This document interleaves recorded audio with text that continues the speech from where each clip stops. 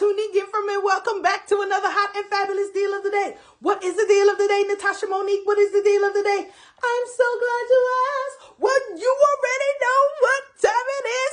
Your girl has a camera on, so we are going to war. The deal is a warfare deal. We are going to war today with self-sabotaging. What, Natasha Monique? Yes, when God highlighted that to me and I looked it up, it says behavior is said to be self-sabotaging when it creates problems in daily life and interferes with long-standing goals. It says the most common self-sabotaging behaviors include procrastination, self-medication with drugs and alcohol, comfort eating, and forms of self-injury such as cutting. It also is when you think bad about yourself, when you're insecure with yourself. All of those are self-sabotaging behaviors because it interferes with our daily life and it interferes with our long-standing goals. So for me, the two that stood out for me is procrastination and comfort eating. Boop, boop. So, I'm transparent here on the deal of the day. So last year when I moved into my new home, I bought 8 bags of mulch that I said I was going to put down in the yard to make the yard pretty.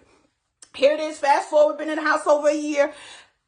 April made a year. May this year, June this year, July this year. Still hadn't put the mulch down. Procrastination. Boop, boop. So guess what? Then my HOA sends me a letter and an email telling me that I was in violation because I needed to put down some fresh mulch or some straw.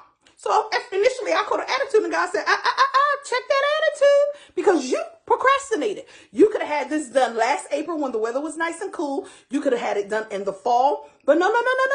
You procrastinated. So, okay, I had to check my attitude. And I said, okay. So then I had to get out here in the 100-degree weather in South Carolina and get it done so that I didn't have to pay a fine for the mulch not being down. So I procrastinated. That was my fault. So I said, okay, yeah, I see why you say God to go to war with that. Because that's one particular area in my life that I procrastinated. And the consequences was now I had to get out in the heat, sweating and carrying on and get it done. Okay? So the deal is to look at what areas of your life you may be self-sabotaging and deal with it and go to war with it. I've already been going to war with comfort eating, down 8 pounds. I'm getting ready to go exercise and work out before I go to work.